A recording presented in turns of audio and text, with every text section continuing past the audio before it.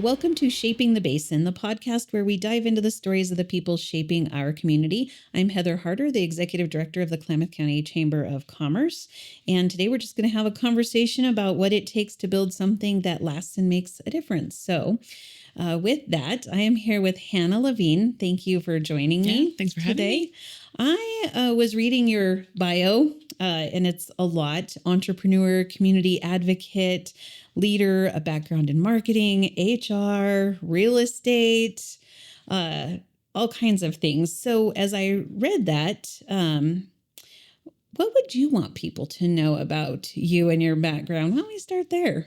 What would you say you do? Oh, what do I do? Well, what I do currently is a lot of different advocacy work. Mm-hmm. So I am a foster parent. Mm-hmm. I am a court-appointed special advocate, which is a CASA here in Klamath County. And I recently started a new position working in-house as a staff member at CASA as a program coordinator. So that is my primary focus. There's snow on the ground right now, but as soon as the snow melts, I'll shift gears a little bit and start refocusing on a bike program that I run out in Chiloquin. So I live out in Chiloquin, and a couple of years ago, I started a youth bike program out there. And come springtime and in through the summer is when I really focus on that project. Okay. Chiloquin, I know you said you moved here in 2018, I think you said. Yep. What brought you to Klamath, the Klamath Basin? Yeah, kind of a funny story. I was in a prior life. I worked in HR in the tech industry. I was in Boulder, Colorado. A tech company that I was working for was acquired, and I had an opportunity to take a year off. I sold everything I owned, and I moved into a van. So I was traveling around the country living in a van, and I met my now partner, Richard, who was traveling around the country living in a trailer, in his travel trailer. And we joined forces, and when I moved into the travel trailer, and we decided to drive that travel trailer out to Oregon to settle down and build a house. We landed in the basin for a number of reasons. One was I think just the environment and the climate. Mm-hmm. We wanted 4 seasons. We wanted affordable land. We wanted millable lumber on our property. We bought a sawmill and milled our own lumber for our house. So so there was a bunch of different factors there. In addition, together, we were building and running our business, Ninja Mountain Bike Performance. Mm-hmm. And Ninja is the largest mountain bike skills organization in North America. So we teach hundreds of mountain bike classes across the country every year. We have a team of just over 200 instructors who teach those classes and deliver our curriculum. Mm-hmm. So we were building that business, and we had been living on the road teaching mountain bike classes ourselves and training our new instructors. And traveling like that can get exhausting after a while. So we were ready to settle down and put down roots, and that's when we made our way to the West. How long have you been into mountain biking? So I always enjoyed mountain biking, but I wasn't necessarily very good at it. I had a love-hate relationship with biking. I always said it was type 2 fun, where I'd always get really nervous in the parking lot before I went out for a ride. And I'm like, I don't know why I'm doing this. I do not enjoy this. And then I would do it, and it was hard, and I was breathing hard, and I would fall and scrape myself when I get back to the car, and I'd be like, I think I want to do that again.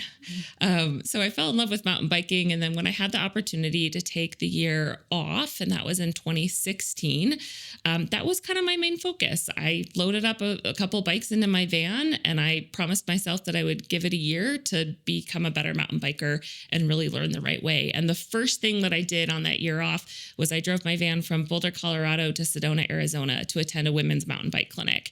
And it was the perfect start to my journey into mountain biking. So I'd say 2016 was kind of my kickoff year for getting into biking. And then it was 2017 that I believe I did my instructor certification and started getting kind of more into the coaching side of mountain biking. That's awesome. And mountain biking, I feel like there's probably some lessons in mountain biking that apply to life. All of the things. Yeah. Tell me a couple of them. Yeah, absolutely. let's see, specific ones from mountain biking. There's the obvious ones, right? Like when you fall, you got to get back up. One of my favorite ones when I'm coaching is when I'm working with riders on technical climbing. It's really easy to lose traction with your wheels or to be too far forward on your bike or too far back on your bike, and then you fall off or you don't make the climb, meaning you have to step off your bike and push your bike up the hill. And so when I'm coaching on that, I always tell people the key to getting the number one thing you can do to help you get to the top of a climb is just don't stop pedaling. The second you stop pedaling and the second you hesitate on that pedal stroke, you're going to lose your balance and you're going to go over sideways. So I think that may be one of my favorites is just don't stop pedaling. Like keep the wheels turning. Wise advice. You're doing a youth bike program in Chiloquin now. What? Why youth? Tell me what made you want to do that one. Yeah. So I love working with kids. I don't have any biological kids of my own. I was diagnosed with cancer in 2019, and through my cancer treatment, I lost my fertility, so I'm not able to have my own children. But I love working with kids, so I was looking for opportunities to give back. Being in Chiloquin, we moved in 2018. We started building our house. I went through cancer treatment. We had the pandemic in 2020. It was a crazy couple of years, but it really was a good opportunity to kind of sit back and listen and watch and just see what was happening in our community. And it's amazing how much the town of Chiloquin and that community out there loves our children and cares about them being successful and them having opportunities. So it was pretty easy to kind of jump on that wave of what can we do to support our kids in this community. And one thing that I love, and I know I can share my passion for, is mountain biking. So it seemed like an easy connection. The first time I went to the elementary school and I was speaking with the administrators there and I said, hey, I'd like to run an after school bike club. I'll provide the bikes, I'll provide snacks, I'll do the skills instruction, no cost whatsoever.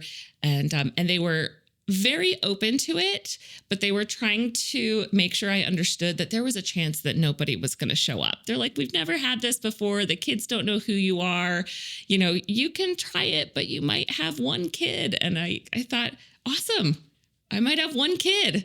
And I know that biking has changed a lot of lives. And for people who are passionate about mountain biking or road biking or gravel grinding, whatever that may be, life on two wheels is a lot of fun and it can definitely have a big impact. So if I can do that for one kid, it's totally worth it. So that was what kicked it off. And now we have lots and lots of kids who are joining us for our bike program. And the program has expanded over the past couple of years. Are all the youth from the Chiloquin area or they come from other places? How does that work? Yeah, generally my focus is on kiddos in Chiloquin. So the after school bike club that I'm still running is for it's for essentially 2nd through 12th graders in Chiloquin, and that's open to homeschool kids in our community as well. As a kind of one-man show a lot of the time. I don't have the bandwidth to do a lot of work outside of Chiloquin at this point. So it's mainly kids out in our community. Yeah. What do you do a lot, it sounds like. You have a lot of energy, it seems like. Yeah. How do you find the energy and the time to do everything you're doing? Yeah, that's a good question. I certainly don't have the time on the front end. I just make it work. And I drink a lot of coffee. But really, I look for opportunities to say yes that feel true to myself, my interests, my passions, and what I'd like to focus my time and my energy on. If I spent the day trying to figure out if I had enough time in the day to do all the things, the answer would be absolutely not. But somehow at the end of the day, it all gets done, or it gets done well enough that we can get up and do it again. Do you ever have to do an assessment and like recenter? Do you ever find yourself like off on things that aren't filling your soul and you have to redirect, or are you pretty steadfast in your personal mission, if you Oh will. no, I redirect a lot, and one of the things is when I started getting involved, out in the Chiloquin community, I definitely kind of threw my hat in the ring for a lot of different programs, projects, committees, and I want to be able to do every single one of them. But as the bike program has grown and as my role at CASA has grown, my bandwidth has been limited. So there are certain things that I've inevitably had to cut out. And that's just a simple, it just doesn't fit in the day. And I'd like to support it from afar however I can, but maybe I can't be on that committee this time around or something like that. That makes sense. I joke with my friends that I call it deal with my own BS. Like sometimes if I feel like I'm drained, I'm like, am I focusing on the right things? And you have to do that little bit of a self-assessment. It sounds like you do that Constantly. Yeah. What going to the entrepreneur side, starting and growing a company is no small feat, like by itself. And then with everything else you've had going on, what were a couple of the biggest challenges in building the company? Yeah. So my partner, Richard, founded Ninja prior to me meeting him. But when we met, we kind of joined forces to expand the business. At that time, we were just doing skills instruction, which I think I mentioned earlier. And we ended up expanding shortly after we moved here to the Basin to selling mountain bike jump ramps, which are portable wooden ramps that you can jump your mountain bike off of. And we have different sizes from pretty small to giant. And we ended up moving to manufacturing those. Manufacturing is not my wheelhouse. That's much more kind of in Richard's realm. But it was definitely a challenge for us going from what was a job that we could do from anywhere at any time to having a physical location and a facility that we needed to manage. I think one of the biggest challenges, whether it's with growing our business of Ninja, whether it's in advocacy, whether it's being a parent, is constantly making decisions where there's no right answer. And I find that comes up in whatever role I'm playing at any given moment. And I find that pretty draining. So I try to focus on, if there isn't a right answer, the best I can do is go with my gut instinct, put one foot in front of the other, keep the wheels turning, keep going up the hill, and do the best that I can. And when I inevitably fall off the bike, you get back on and you try again and you learn from whatever those mistakes were along the way. Can you think of maybe one that's the most important lesson you've learned in all of it? The most important in leadership, in growing the business? Yeah, let's say in growing the business. What's one lesson you'd share with other people if they're trying to start their own business? Being an entrepreneur is about being a risk taker. And there are, and when you start taking risks, there are big wins, there are big fails, and there's kind of everything in between. So I think you have to be open to riding that wave to be successful in business and as an entrepreneur. I hear that often. Yeah. Yeah. So now you've moved a little bit more into the advocacy. You're still involved with Ninja, but you're doing some other stuff with CASA and fostering, it sounds like, and then this youth. Can you think of a success story and all of that maybe rises to the top that really touches your heart? Or oh, yeah. I mean, number one success story is Richard and I did the bike club, and he was helping me teach the classes, and he was attending with me, and it was a lot of fun the first year. We had no infrastructure at that point, so we were literally driving the trailer of bikes over to the school, parking it in the front yard or the front lawn of the school, and then setting up ramps in the grass and cones and just making up drills and games and just riding in circles. And the kids loved it. We had a lot of fun. Flash forward a couple of years, we had just gotten certified for foster care, and we got a phone call about some kids who needed a place to stay, who had just come into care out in Chiloquin. And when they mentioned the names, I realized that it was two kids that we knew from Bike Club. So it was pretty special in that moment. That doesn't happen often in the foster care system, where you end up having an existing certified family that's got a kinship relationship with kids who need a place. So that was really pretty special. Said I'm all about it. Yeah, I'm all about it. Said I'm all about it. Yeah, yeah, yeah, yeah, yeah, yeah. Said I'm all about it. Yeah, I'm all about it. Said I'm all about it. Yeah, yeah, yeah, yeah, yeah, yeah, yeah.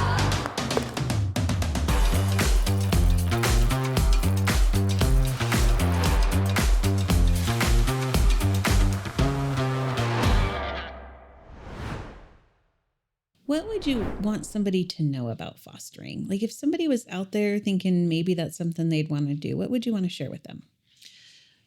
There's absolutely a need for foster parents and foster homes. I'll also point out that nowadays it's also sometimes called resource homes. The state has changed the terminology, so forgive me if sometimes I'll reference being a resource home or a foster home, and they are one and the same.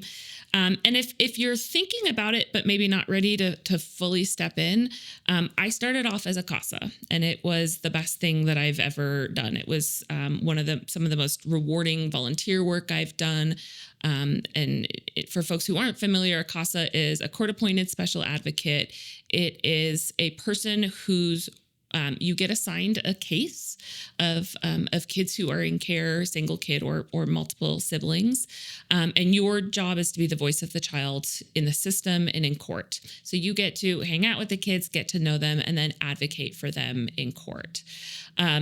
That gave me exposure to the foster care system that was invaluable in transitioning from that role as a advocate to being an actual foster parent.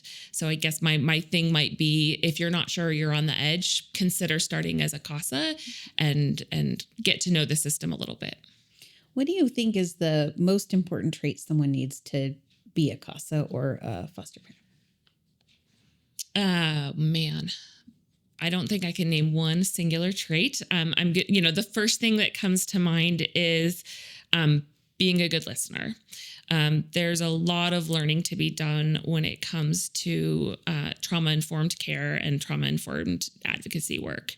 And that requires listening to other stories and being reflective of your own experience and your own thoughts, biases, things like that. I think that's really important. And then patience, which I think any parent, whether you're a foster parent or a bio parent, patience is pretty high up on that list as well. Definitely. Yeah. Sometimes when I'm talking to people that have explored or at least thought about that idea, I'm sure it's tough on the heart sometimes to hear those stories or to do that. And then I have heard of people that are considering it, but they're worried about making a connection and then losing that connection if the child goes back. How is that something you've had to deal with? What would you say to somebody that's worried about that? Yeah, make the connection. That's the point, right? Is to give kids connections. One of the things that has really driven me to do the work that I do with kids in our community is what I've learned about how much of an impact one caring adult can make in a child's life. And if you look at, I can't quote the research or the statistics, but there is research out there that shows that all it takes is one caring adult to really change the trajectory of a child's life. And that might be a school teacher, a counselor, a neighbor, a friend, a peer mentor, a CASA. It could be any of those things. And when I started considering the volunteer work that I was doing, the thing that just kept on popping into my head is the one thing I can do is be consistent. I can show up and not back down, and I can give kids that consistency. And whether it's the kids that I work for or work with that are in the foster care system or the kids that I work with out at Chiloquin Elementary, they know that I'm the one that's going to keep showing up, like it or not, right? You are stuck with me. So I focus on that when I start to get scared about the emotions and the attachments that you can form through doing this work. And I focus on just the importance of having a caring person that's consistent. And I can do that. And so I feel like that's, for me personally, that feels like my obligation. Like, since I have the means, I have the bandwidth, I have the lifestyle to do that. That's my calling. That's my thing that I can do for these kids.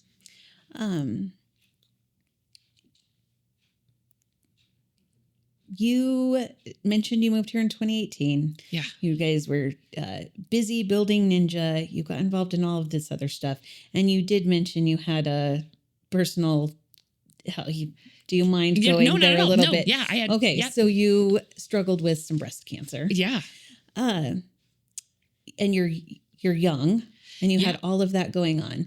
Tell me some of the things that helped you get through that. Yeah. So the really quick backstory. So yeah, we literally, it was January and February of 2018. 2019, we broke ground on building our house, and we had started to pour the foundation. And it was in March of that year that I was diagnosed with stage 3 triple negative breast cancer. And I was 32 years old at the time. So very young. And I had a long treatment ahead of me. I went through 16 rounds of chemo, followed by a double mastectomy, followed by 25 rounds of radiation. So I was in treatment for the duration of the year. For me, it was amazing what I was capable of when I didn't have a choice. And I didn't harp on the fact that I didn't have the choice. It was almost like I was relieved that the choice had been made for me. And all I wanted to do was get through that process and get to the other side. And I just kept telling myself, if I have to be sick for 9 months or a year in order to have 10 more, like I can do that. I relied on my people. I relied on my family. I relied on Richard, and really surrounded myself with the supports that I needed to get through that time. Time and time again, I'm reminded here at the chamber or by the people that I meet how important community is, and whether that's your family or the people that you work with, or, I mean, community means a lot of things. What does community mean to you? Community is where we live. And I think it's the sense and the feeling that you walk away with from your home. Community is all about connecting with each other, listening to one another. I think I talked about listening earlier, and I'll always come back to that, and kind of being open to that. We've got a lot of diversity here in the basin, and I think it's important to kind of listen to everybody around here. Other things about community. I think community is also about looking around you and identifying where you can contribute. And to be a community member, your role is to step into whatever that space is that you can fill. And it can be so minuscule, and it can be big. It can be helping somebody across the street, and it can be, starting a business around here, or being a foster parent, or any of those things, being in our medical field here. But I think being a contributing community member is just a matter of finding that little place that you can plug in, that you feel like you can make a difference, and build that into your day. You are relatively new to the community. It seems like making those connections and getting involved was part of what made you feel like you were a part of the community. But do you have any other advice you'd give to people that maybe are new to the area and trying to find a way to make it feel like home? Yeah. Volunteering with CASA was a direct result of being new to the area and not knowing anybody. And that was really alienating, as was a cancer treatment and diagnosis, and the pandemic, right? I kind of lived here for 3 years without making a single connection, other than, focusing on our business, our health, and building a house. And I came out of that, and, my mental health was struggling, and I was, feeling pretty isolated. And somebody gave me a recommendation. The best thing for mental health is oftentimes volunteering and putting yourself out there. And I was like, well, yeah, I enjoy volunteering, and that probably is a good way to meet some people. And sure enough, here we are. And I've got, people that I've been working with for years as a volunteer at CASA, and now I get to work with them every day at the office as a staff member. And I've made wonderful friends and connections, and it's kind of really just built out from there. So I guess if there was one thing, I might say don't be shy to volunteer. There's lots of opportunities around here, whether it's with, the food bank or the school system or the Klamath Trail Alliance or whatever kind of niche that you enjoy working with. Find it and plug in. That's awesome. I like that.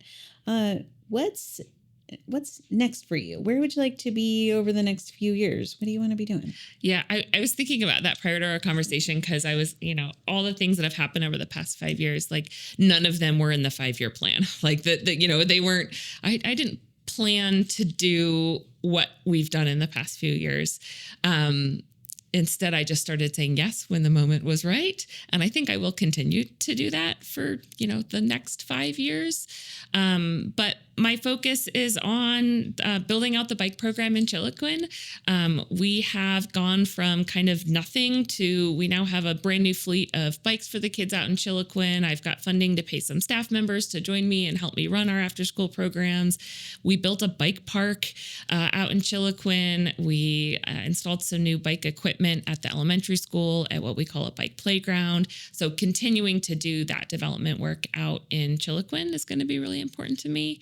And then continuing my work in the foster care system is something that I'm really passionate about, and learning as much as I can so that I can be the best advocate possible. That's fantastic. If someone was on the fence about, you have so many things I could go towards on this question, but you are really passionate about the youth. So if someone was on the fence about becoming a CASA advocate, what would you say to them? Pick up the phone, call, to start a conversation. Yeah, there's no obligation. And whether it's with an organization like CASA or anywhere else, there's no harm in asking the questions. You can kind of set your boundaries. I have this much time to volunteer, or I can't do that. Or maybe you can't be a full CASA because you don't have the time to commit to that, but we still have events that we look for volunteers for. Or every holiday season, we do a great gift wrapping event to make sure that every foster kid in Klamath County can wake up with presents under a tree, or come wrap gifts with us, right? Take those small baby steps, like keep the wheels rolling, keep pedaling, and just take one step after another, and see where it leads you. I like that. We're wrapping up. 20 minutes goes really fast, but I have a couple kind of rapid fire questions at the end. Yeah, just let's do it. Fun. Okay. If I handed you $250,000 right now and you had to use it to make an impact in the community today, by the end of today, what would you do? Like today, I need to go spend that money now. Yes. I mean, you could have a plan, but what would you do today? Where would you go after you left here? Yeah. Oh goodness. I would do a 50-50 split. I would put some of that into bike programming. And maybe I would help get another person set up to kind of mimic what we've done out in Chiloquin, and they could do it here, maybe for a school in Klamath County. So I would find somebody else that's passionate about this, and I would get them set up with the bikes, the trailer, the equipment, and make sure that they have what they need to be successful, to kind of reiterate on what we've done to expand those types of programs to more kids. And then I would put a lot of that into recruiting more advocates to work with CASA or in the foster care system. And I would do, in that bucket of that 50-50 split, 50 for the bikes, 50 for kids in foster care, I'd probably look for opportunities to help enhance the foster care system and make sure that the kids in our community have what they need in their foster homes or their kinship placements. Nice. If you had to describe your leadership style as a movie or a TV character, who would it be? I'm the worst at movies and TV. Oh my gosh. You don't have time. I don't have time. No. And my foster daughter, she'll like, hey, you want to watch this movie? I'm like, what is it? I've never heard of it. And she's like, you do not get out enough. Like, you have to watch TV. I know no TV shows and no TV characters or movies. That's okay. But if I had to, no, I got now nothing. we know how you have time to do everything yeah. because you aren't watching. I do not watch it. I don't TV. want, not enough. What's a small but powerful change you wish more people would make in this community? Small but powerful change. I think it's being better listeners. I think that there's a lot of, oftentimes we're all quick to jump to assumptions or to make judgments. And we sometimes forget to sit back and listen and try to, put ourselves in other people's shoes. So that can be on a really small scale, like how it plays out on Facebook comments or whatever that may be. We won't get into that. Or on a bigger scale. But I think that that would be my one little tweak is maybe that's a reminder to myself too, to go back to being a better listener. Mm-hmm. Fantastic. If you could put up a giant billboard in Klamath Basin with one message, what would it say? Go ride your bike. I like it. Yeah.